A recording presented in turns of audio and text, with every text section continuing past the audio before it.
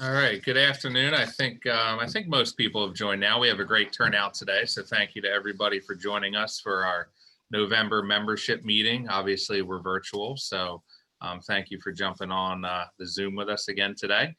You know, as has happened over these last 9 to 10 months, I feel like it's continues to evolve. I think now more than ever, maybe we're dealing with COVID a little bit more in our families and our businesses. I can certainly attest that it's probably more challenging right now than it's been to kind of operate in this environment.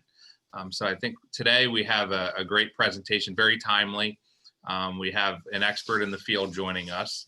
But for that introduction, I'm going to turn it over to Ron Solpizzi, who is Vice President and Branch Manager at Sturdy Savings Bank. And Ron is also a treasurer of our Cape May County Chamber and does a lot of great work on behalf of the Chamber. So Ron?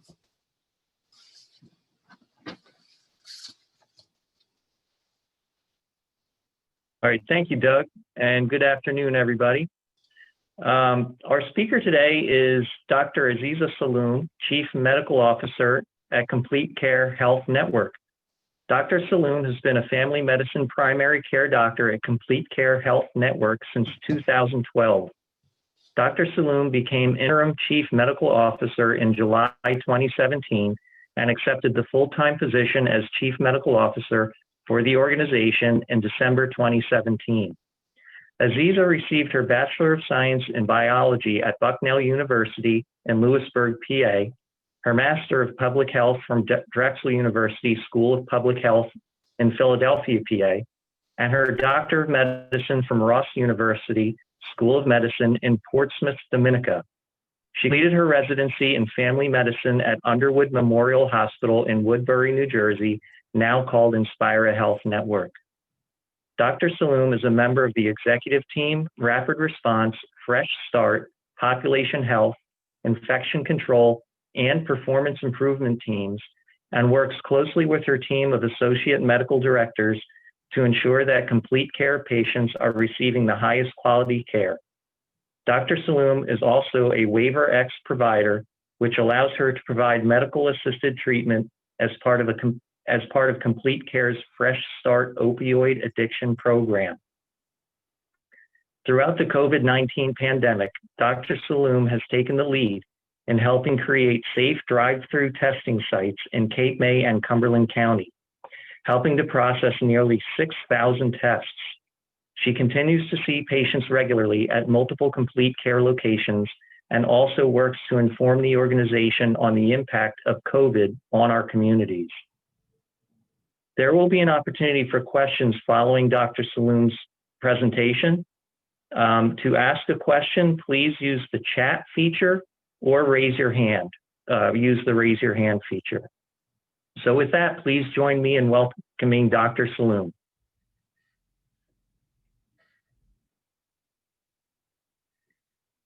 Uh-oh. All right. All right. Thank you, Ron, for that introduction. Should I start? Yeah, okay, great. All right, guys. Welcome, everyone. Thank you again for having me today. I really appreciate the the confidence that you have in myself and to present this, but we wanted to bring a PowerPoint regarding COVID-19 myths that we actually that I've been hearing about throughout the community and as well as seeing patients. Okay. You'll go to the next, there you go. Well, there's me, myself, and I right there. All right. COVID response. I think we can fast go through that one. All right, so with the, so CompleteCare has been offering tests in Cape May and Cumberland County through partnerships with the county health departments. We recently scaled back at Cumberland County. We only offer testing at one of our locations in Millville every Friday. As Ron mentioned before, we have tested over 7,000 people for COVID since April 2nd of 2020. In September, we were doing only about 50 new tests a week just because of the recent demand. We actually increased our volume. As of tomorrow, we'll be testing over 100 people a week. And that's just because we're getting ready for our second surge. So let's go ahead and start about the COVID-19 treatment and prevention myths. So one of the COVID myths that I see is that there is a cure for COVID-19. The actual fact is that there's currently no cure for COVID-19. There's just a testing a variety of treatments, which right now we are still working on figuring out what is that cocktail of medication that would work to decrease the amount of symptoms that if somebody did have COVID-19, what would help them make them feel better quicker and recover in a quicker way. All right, the next myth is that we have seen is that the pneumonia or the flu vaccine can protect against COVID-19. The actual fact is that currently researchers are waiting COVID-19 vaccine to be approved by the FDA. I know the big buzz now is that Pfizer, there's 2 other companies that came out with it that's promising at least over 90% efficacy. And we're still waiting for that vaccine and seeing what the FDA will grant us permission to start using them. Vaccines against pneumonia don't provide protection against COVID-19 virus. The flu shot also won't protect you against the COVID-19 virus. However, we are still recommending that everyone does get the flu vaccination for anyone that's 6 months or older to help prevent symptoms of for patients to become better. So that's kind of what we are recommending. This is a good one. I heard this a lot, is that saline nasal wash will protect against the COVID-19 virus. And that's evidently no true. So I know that there's this misconception just because we test through a nasal saline specimen, that if they clear out their airways that way or their nasal passages this way, they won't get COVID-19, but that's not true at all. All right. Heat kills the COVID-19 virus. Exposure to sun or to temperatures higher than 77 degrees Fahrenheit doesn't prevent the COVID-19 virus. You can get COVID-19 in sunny, hot, humid weather. Just look at different states like Florida, Arizona, California. They're actually the bigger trigger spots coming around. So that's debunked. Taking hot baths can also prevent you from catching the COVID-19 virus, or can't prevent. So I hear that by a lot of patients, is that if I take really hot baths, I won't get COVID-19. That's actually a myth. Your normal body temperature remains the same regardless of the temperature of your bath or your water. So, you know, keep that skin nicely hydrated during the winter. Cold kills the COVID-19 virus. There's no evidence that cold weather and snow kills the COVID-19 virus. There's no evidence that temperature or weather has had an impact on the virus. This is considered a possibility for some time, as in this case with some other viruses. So we're still getting, you know, we're in the midst of, today was 28 degrees, and I'm sure the virus still remains active at 28-degree weather. The next myth is taking antibiotics will help cure COVID. So antibiotics do kill bacteria. They do not kill viruses. However, people hospitalized due to COVID-19 might be given antibiotics because they have developed a form of bacterial infection. And that could either be their pneumonia, strep throat, or various other bacterial infections. And that's why we're looking at cocktails for which antibiotics would work to help prevent the symptoms of COVID-19. Moving on to the next myth is spraying alcohol or chlorine on your body will kill the coronavirus. This is false. It does more harm than good. These substances can harm your eyes, your mouth, and even your clothes. So I wouldn't spray them on your body. Drinking alcohol can protect you from getting COVID or kill the COVID virus. This is a myth as well. Drinking alcohol doesn't protect you from the COVID-19 virus. It actually can, you know, hurt you more. It can damage your liver and damage other organs in your body. Eating garlic can protect you from COVID, from getting infected with COVID. That's a myth. There's no evidence that eating garlic protects against infections, including the COVID-19 virus. UV light can be used on the body to sterilize hands or other body parts. UV light, the fact is that UV light can be used as a disinfectant on surfaces, but don't use a UV light UV lamp to sterilize hands or other areas of your body. UV radiation can actually cause skin irritation. So avoid that on your body parts. I heard this from actually family relatives of mine that said the 5G mobile networks are responsible for the COVID illness, and avoiding exposure will help prevent infection. So the fact is that viruses can't travel on radio waves or mobile networks. So the COVID-19 virus has been spreading in many countries that lack the 5G mobile network. So that's a myth. Another myth that we've heard is disinfectants like bleach or other household cleansers can be ingested to help kill germs and viruses. So the fact is, when disinfectants are applied to surfaces, disinfectants can help kill germs such as COVID-19. However, don't use disinfectants on your body, inject them into your body or swallow them. They can irritate the skin, can be toxic if allowed or injected into the body. And don't wash your produce with disinfectants. I wash my produce with actually soap and water, but not with spraying them with any like Lysol or anything like that. So take home message, what is that? So focus on the facts, gather your information from reputable news or health sources such as the CDC or the World Health Organization. Don't rely on social media for news or information on cures, vaccination or any other health news. Talk with your provider if you have questions about COVID, treatments, or other health concerns. I actually love when patients ask me about questions that they've heard from their family. So all of anybody that's in medicine will tell you we love getting questions about COVID-19. So COVID prevention tips that we have is that avoid large events or gatherings. I know the holidays are coming up. People are wondering if we can get together with family. So just, follow the state rules regarding that. Avoid close contact that's within 6 feet apart or roughly about 2 meters with anyone who is sick or has symptoms. Wash your hands often with soap and water for at least 20 seconds, or use an alcohol-based sanitizer that contains at least 60% alcohol. Cover your face with a cloth face covering in public spaces, such as the grocery store, where it's difficult to avoid close contact with others. Wear your mask properly. That's over your nose and on your mouth. Handle carefully when taking off and on. So a good way to take them off is take one index finger, go behind your ear and kind of remove it versus kind of grabbing it like this way, because then you can touch your eyes. So it's always behind your ear, swoop it over, and definitely wash your hands or sanitize your hands between each use.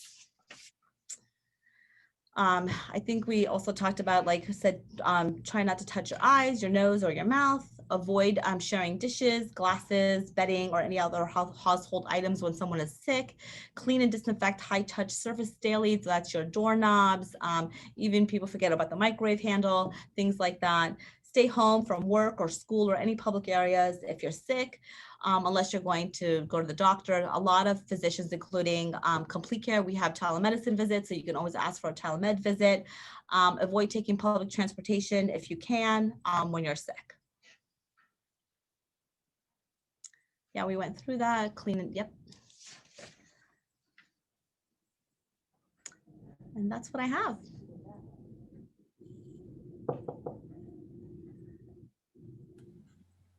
So thank you, Dr. Salloum, and we can take questions. So again, we will remind everyone, you can use the raised hand feature or post your questions in the chat. I do see a couple of questions here. So from our freeholder, Marie Hayes, Marie is asking, is there a higher risk of having a certain blood type? So studies have shown that certain blood types might be protective, but nothing has been completely proven. So I know in the beginning of the pandemic, we heard that if you had a blood type O, that you might have more protective factor than versus other blood types, but that still has not been proven out. Okay, thank you. So John Kelly is asking, is there anything we can do besides social distance or mask wearing to help prevent or reduce viral load to our body, like maybe taking zinc or other supplements? So obviously keeping a higher immune system. So there's 1,000 milligrams. I think the CDC does recommend 1,000 milligrams of vitamin C a day. Now, keep in mind that if you're eating certain foods that contain high vitamin C level, what your body will absorb as much as it could absorb. So if our plateau is about 1,000, everything else kind of plateaus out. So if you're having a good nutritious diet that's full of vitamin C, you can still take vitamin C supplements just in case. But again, your body will only absorb what it needs to absorb. Okay. Thank you very much. And let's see. We have a question from Sergio. How accurate are the rapid tests? So rapids are accurate if you're symptomatic. So if you have symptoms of COVID-like illness, such as cough, fever, shortness of breath, headache, GI symptoms, and you take a rapid test, then the specificity and the sensitivity of those tests are really well accurate. They're above a 90%. If you have no symptoms, a rapid test is not accurate. You would need a PCR test. Okay, thank you.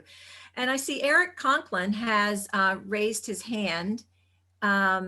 And Eric, I'm going to ask you to unmute and maybe turn your video on, if you can. There we go. Eric, let's see. So did we lose you, Eric? I lowered your hand. Okay, we'll come back to you. The next question will be, Nina?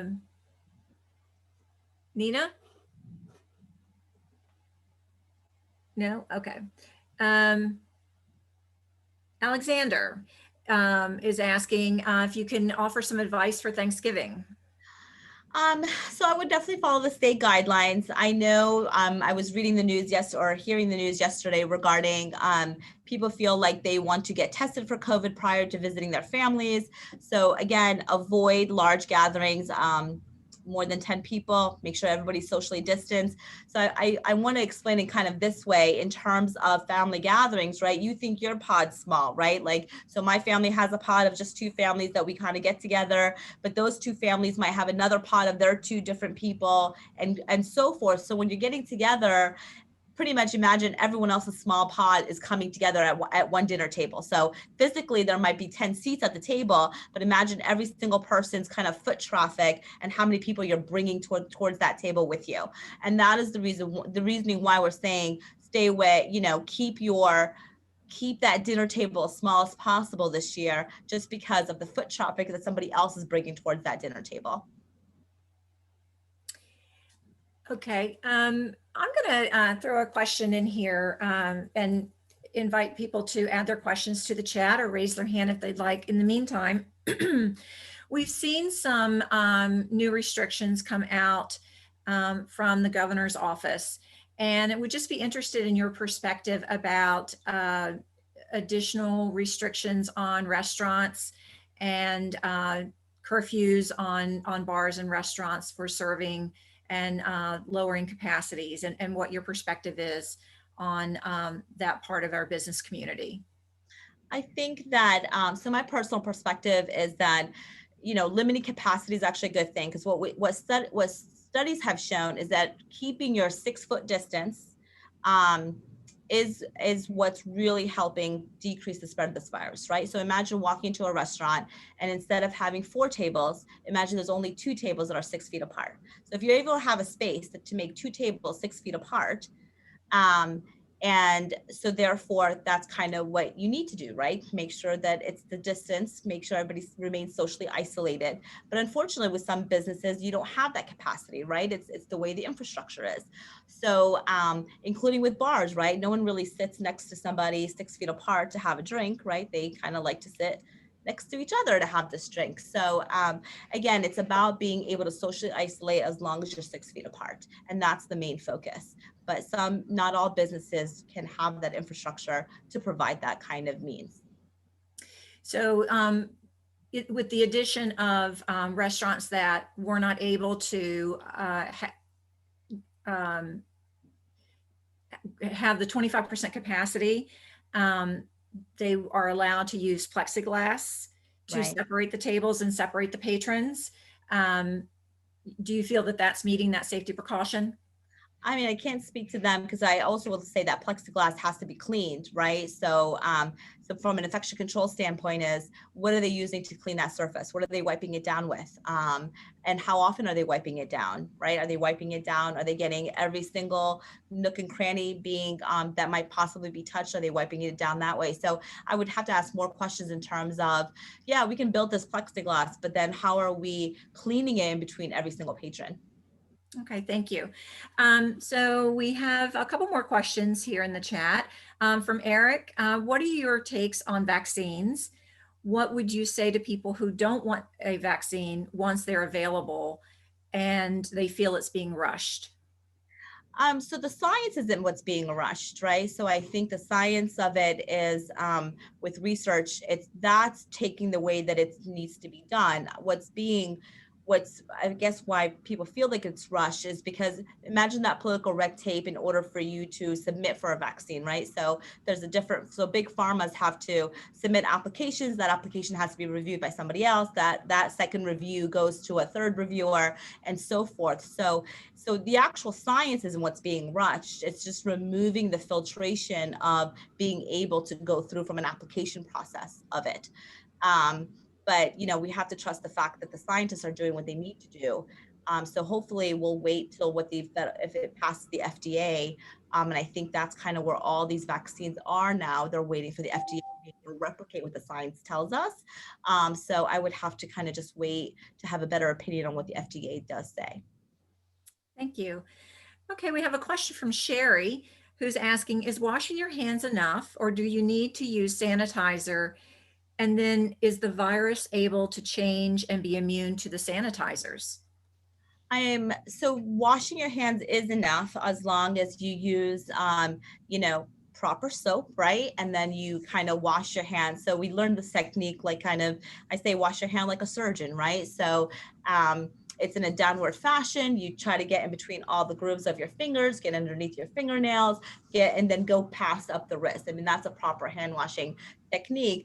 We're used to just kind of, rubbing our fingertips and going like that, but we got to get in between all the other grooves where bacteria kind of harbors. We don't realize how much of our fingertips that we use. We don't realize what we touch kind of with the door handles as well. It kind of sits all up in your fingers. So it's washing your hands is enough. You just got to use proper technique to wash those hands. So the viruses do tend to replicate, and they make different strains of that replication. I'm not well versed enough to know if we're on a second strain of COVID-19 or not, but definitely somebody who was infected before in March can get reinfected in the second surge. We've seen some cases that way. And I don't know much about if hand sanitizers can change the replication of the virus. So that I don't know. Okay. And I think we have maybe two more questions here. From Sergio, I've seen long list of possible symptoms. What are the most common symptoms of COVID versus the common cold or flu? That's a tricky one because sometimes they overlap, right? You can get a fever in all three of them. So you can get a fever in a cold, get a fever in a flu, and you get a fever in COVID. But they're all three common symptoms of all three things. You can get a cough in the flu, you can get a cough in COVID, you get a cough in a cold. So really, COVID does replicate some of the same symptoms as a cold and as the flu. And hence, that's why we are working on ways of getting you tested, getting patients tested for all three things at once, right? So we can test you for a strep infection that also leads to a fever and a cough, and test you for the flu, as well as test you for COVID-19. And that's the tricky. So and that's why we say, if you don't feel well, stay home and socially isolate. We can't tell just by your symptoms alone which one of those three things or fourth thing that you might possibly have. Okay. Are we going to see limits of people being permitted in stores such as supermarkets at a given time? And will that help reduce transmission rates? I think that's up to the governor. I think that's what the jurisdiction does say from county to county, is it's up to the mayors and the governor to decide whether or not there's going to be, a percent decrease in patrons coming into those kind of facilities. But I can only presume that if there's a surge coming, that there might be what kind of happened the first during the first surge that there's a limitations in amount of people in a closed confined space. Okay. And I think this will be our last question. And you may have touched on this before. Can you get the virus more than once? You can. So we have seen studies that have shown that some individuals who've gotten the COVID-19 in March or February, March, April, that first surge that we had, there is a replication of getting that virus again. Not enough cases for us to say, would you get it worse the first time versus the second time? Would your symptoms be better the second time versus the first time? That we haven't had enough cases, but we have seen cases of people contracting COVID both early in the first surge and the second time around the same season. Well, thank you so much, Dr. Salloum, for your very timely and great information that you share with us today. We very much appreciate it. Thank you, everyone, for your questions. And with that, I'm going to turn it back to you, Doug. Thank you, Vicki. And to echo what Vicki said, Dr. Salloum, thank you so much for what you do every day on the front lines. We greatly appreciate it. We need people like you. So, hang in there. I know it's tough right now, but hopefully there's light at the end of the tunnel. So thank you for all you do. I appreciate it. Thank you very much. Next, John Kelly for our marketing and membership report. John. Thank you, Doug. Good afternoon, everybody. Very fortunate and thankful to have a nice list of new members to introduce you to here today. And I'll get right to that list. We have the Stephanie R. Campbell Insurance Agency in Cape May Courthouse. Some of you may know Stephanie, and also Delmo Sports and Delmo Pro, the event producers and consulting company, is back on board. They had taken a little hiatus to get some things done, but they are back and ready, and we're happy to have them. Also, carry clean, eco-friendly retail and promotional bags. I guess with perhaps a plastic bag ban coming down the pike, these types of products might be interesting to you and more valuable and useful as we go forward. And we, of course, have a number of members who can offer these types of things. But I guess if you are in need, maybe give Carry Clean a call and see what they have to offer. Also, precision overhead garage door service. If you've ever putzed with a garage door, it's always good to go with the pros. We'll just leave it at that. We also have Gabriella Kaplanova Independent Insurance Agency. Some of you may recognize that name as well.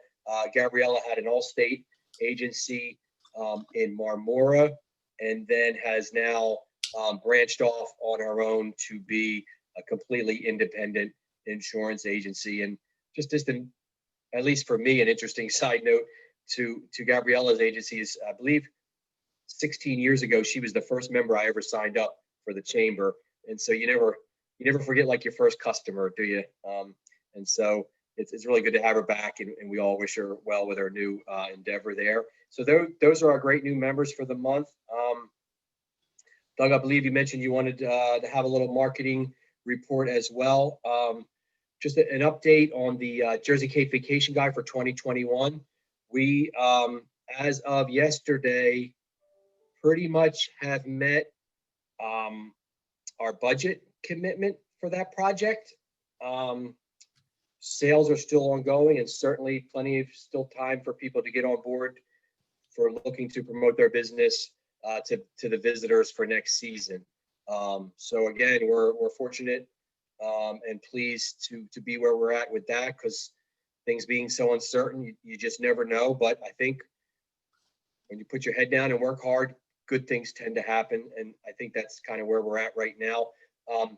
We'll eventually transition into the contents and some of the other aspects of that project once the sales are wrapped up. But like I said, we still have time for people to take advantage of that. And remember, that's more than just a printed guide. That's also the Jersey Cape website that we use for our tours and promotions, and some email opportunities for businesses as well. So we're glad people are taking advantage of that. I guess we're not in quite as big a rush as we normally are to get that printed in the early part of the year, although we're trying to stay on our normal schedule, because I think the early travel shows, January, February, probably won't be happening this year. So that little bit of distribution is not breathing down our neck, so to speak. So we do have a little flexibility time-wise, but we do still plan to have that produced and ready for distribution, certainly by the end of February at the latest. So you can spread the word about that. Have anyone contact us if they're interested in taking advantage. Also, just wanted to remind everyone, as you're out there talking, I know Doug had made some comments earlier about how hard it is these days to, to conduct business, but the Chamber has some great ways to promote the members' businesses through sponsorships while we're all primarily still online. People can sponsor these type of Zoom meetings, our webinars, our daily email newsletter gets a lot of attention, a lot of opens and click-throughs and the like. So people can highlight their business there. We're still doing email blasts for people, and our website has seen an uptick in traffic, I guess because of all that's going on. And there's great ways to highlight businesses on our website directory and other places for those looking to gain some exposure that they might not be getting with their normal face-to-face opportunities. And so everyone's welcome to take advantage of that, and feel free to contact us anytime if you need a little bit of further information on that. Finally, I wanted to mention an event the Chamber's involved with that'll be kicking off next Friday. It's a Festival of Lights drive-through winter wonderland event at Holly Shores Campground. It'll be a nice opportunity for families to enjoy some holiday festivities in a safe way by staying in the car and driving through and seeing some pretty cool light displays at Holly Shores. A $10 entry fee donation will primarily support Cape Regional Health System, and I know they're happy to do that. But also, probably most interesting maybe to you guys is that businesses can highlight their business there at the Festival of Lights. Holly Shores is making available sites for businesses to set up a light display and then maybe put up a little sign promoting their business for free. And so I just wanted to mention that if anyone's interested in setting up a light display, doesn't have to be Clark Griswold, but if you do have an idea for a light display, you can contact Holly Shores Camping Resort in Irma to set up a display. I know the Chamber will have one, and so we're pretty excited about taking advantage of that. And again, all you have to do is contact Holly Shores or the Chamber to get some information. I believe displays need to be set up by next Wednesday, right before Thanksgiving, and then the event will take place on Friday, Saturdays, and Sundays from the weekend after Thanksgiving through New Year's Day, which I believe is the 1st on a Friday, dusk until 9 p.m. And so I know these Festival of Light type events are very popular. And so we're looking forward to promoting that in support of the hospital and just a fun family event during the holidays. So with that, that's, I guess, all that I have. Always happy to answer questions if you want to chat or give a call to the office. But otherwise, Doug, I'll turn it back to you. Thank you, John. And as always, thank you for your hard work. And as John said, if anyone has any interest in a member referral or sponsor opportunity, please reach out to John. He's very accessible. Next on our agenda, Vicki, if you could take us through the Education Foundation report and then right into your president's report. Sure, Doug. Thanks very much.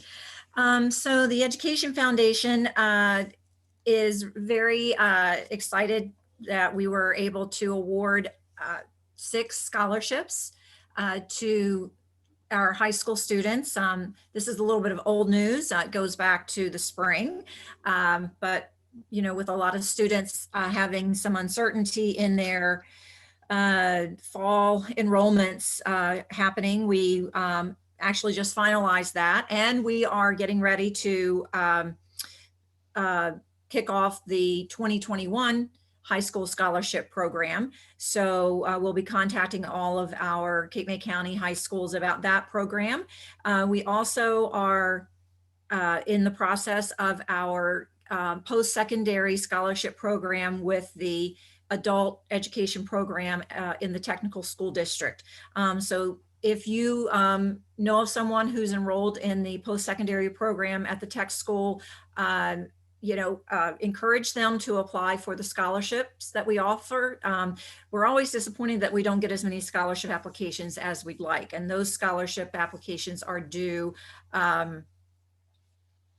the Friday right before the traditional Christmas holidays. So I don't have that date on the top of my mind, but so there's 4 traditional programs there. It's the cosmetology, the dental assistant, the nursing program, and welding. So if you know of an adult in one of those evening programs, be sure that they are thinking about applying for one of our scholarships, because there's only 2 programs like ours that offer scholarships. So there's not a lot of opportunity there.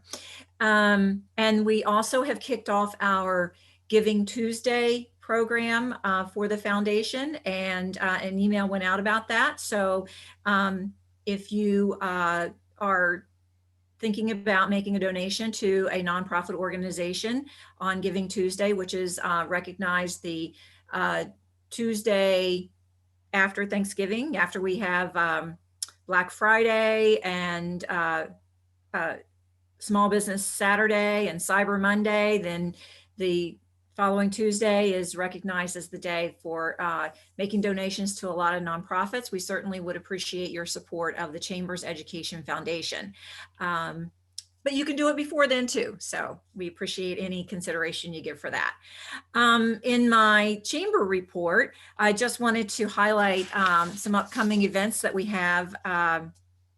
Next Tuesday, the 24th at 10 a.m., we have a networking event called Let's Talk Turkey. We are going to offer some individual rooms broken up by some industry segments, and then some general rooms for, just all kinds of networking conversations that people can take advantage of. So it's from 10 to 11 a.m. on Tuesday, November 24th. There is one thing that you need to do before you, you need to register for it. It's free. But then before the 24th, you need to go onto Zoom and download the most recent update of your Zoom platform. That's going to allow you to be able to move yourself from room to room during the networking event. And so it's going to be a fun hour of networking right before the Thanksgiving holiday. On December 1st, we have a webinar with Effective about some new marketing programming that they have. And then we'll offer another networking event, our traditional Mingle Bells, not really in the traditional way because it will be virtual. That will be December the 15th. And we really want to thank Doug Burke, our chairman, for offering to be the collection site for our annual toy and food drive. We'll be sending out more information about that. But one thing we don't want to forget in this virtual meeting world that we're in is all of the needy families that we have in Cape May County that depend on organizations like ours that collect food and toys during the holidays so that these families are able to have some Christmas celebration as well. We'll have more programming coming up that we're working on, and also do take advantage of some of these grant programs. We've recently sent out NJEDA programming on the PPE grants that are available, and I'm hearing that there's more to come. So you want to take advantage of any of those small nuggets that are available. We are working on some of our committees that have been a little quiet lately, but are reactivating. We had hoped that by now, certainly our meetings would have gone back to in person, but that doesn't seem possible for the next while. So our ambassadors committee is reactivating under the leadership of Judy Laporta. The ambassadors are the group that reaches out to our newest members and helps give them that real welcome and get their membership started off on the best foot forward. So if you'd be interested in helping out with the ambassadors, we're looking to add a few new members to that committee. Judy or John or Brigitte or I, we'd love to talk to you about getting involved with that committee. And then our Tourism and Economic Development Committee is also relaunching, and Jim Rotella is the new chair of that committee. And again, if you're interested in getting involved with that committee, please let me know. We have a meeting set up for December the 15th for that committee. So if anybody has any questions for me, I'd be happy to take them. Otherwise, Doug, I believe that concludes my report. Thank you, Vicki. Yeah, and I believe we're going to locate that in our Volkswagen showroom for the food and toy drive. So let's fill up a couple cars, help us, there's a lot of people in need, like Vicki said, so we're happy to help. Special thank you to Sturdy Savings Bank. As always, you guys are great partner of the Chamber, so thank you for being a sponsor today. It was a really good program. Just like we would do in an in-person meeting, does anyone have any announcements or comments? If you do, please use the raise hand feature on our Zoom call here. So we'll give that a second.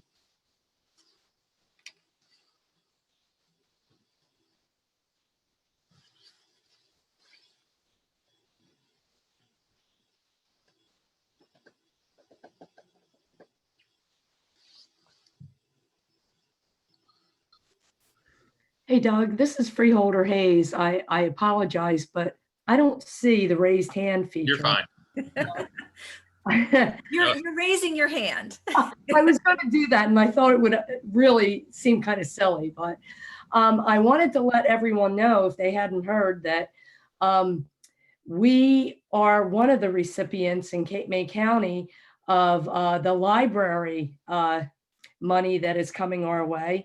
We have been awarded $3.4 million to refurbish the Franklin Street School, which I'm sure everyone knows has a very rich history in Cape May, which will be turned into one of our local libraries.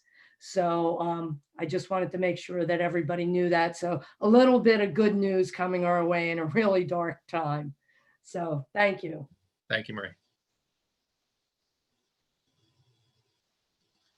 Anyone else, you feel free to unmute yourself as well. Doug, I just want to tell everybody that the freeholders, the Department of Health in Cape May County and Cape Regional have partnered together to do testing. We're doing testing Monday, Tuesday, Wednesday, and Thursday. And all you have to do is call the Department of Health to make an appointment. But this is a pretty neat program. On Tuesday and Thursdays, we're out in the community on doing it mobily. And on Monday, Tuesday, Wednesday, Thursday, we're actually at the health department doing testing. Thank you, Tom.